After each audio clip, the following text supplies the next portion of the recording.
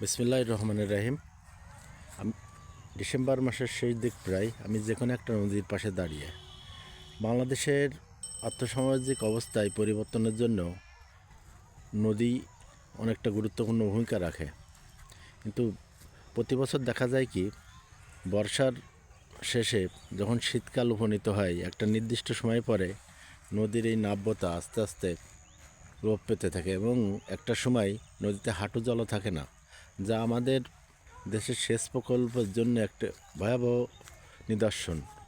কারণ এই মৌসুমে চাষ করতে গেলে প্রচুর পরিমাণে পানি আমাদের প্রয়োজন হয়, কিন্তু নদী থেকে আমরা সেই পরিমাণে পানি সংগ্রহ করে জমিতে দেওয়ার ব্যবস্থা যথেষ্ট পরিমাণে থাকে না, যার কারণে কৃষি ও কৃষক যথেষ্ট ক্ষতির সম্মুখীন হচ্ছে।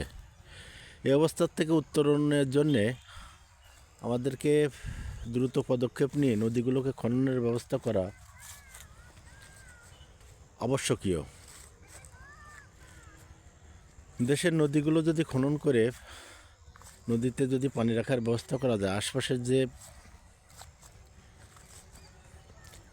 জমিগুলো আছে এই জমিগুলোতে পানি দেওয়ার জন্যে গভীর নলকূপ এর বা অন্য কোনো সেচ যন্ত্রের প্রয়োজন হবে না।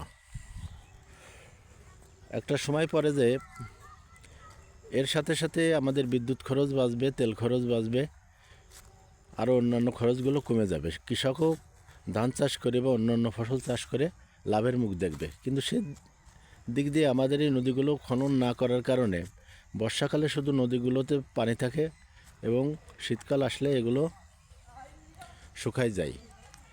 এই অবস্থা থেকে উত্তরণের আমাদের আশু প্রয়োজন, যার জন্য যথাযথ কর্তৃপক্ষের দৃষ্টি আকর্ষণ করছি। বাংলাদেশ নদীমাতৃক দেশ, এ বলার অপেক্ষা রাখে না। আমরা প্রতিনিয়ত মাছে ভাতে বাঙালি। নদী আমাদের মাছেরও প্রধান উৎস, কিন্তু নদীর নাব্যতা দীর্ঘদিন ধরে হারিয়ে যাওয়ার কারণে এখন মাছ তো মাছ, এখানে মানুষ হেঁটে চলে যায়। নদীতে বিভিন্ন বিভিন্ন প্রজাতির মাছ আগে যেমন ছিল, বর্তমানে সেগুলো বিলুপ্তির পথে দেখাই যায় না।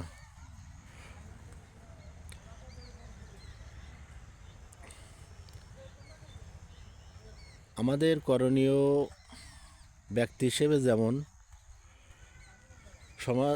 সমাজের প্রতিটা মানুষ যদি এদিকে সচেতন হয় বা রাষ্ট্র যদি সচেতন হয়, তাহলে আমরা আমাদের দেশটাকে অনেক দূর আগে নিয়ে যেতে পারবে। কৃষি আগে যেতে পারবে, কৃষক আগে গেলে দেশ অনেক আগে যাবে। কৃষি নির্ভর অর্থনীতির কারণে আমাদের এর কোনো বিকল্প নেই। আসসালামু আলাইকুম।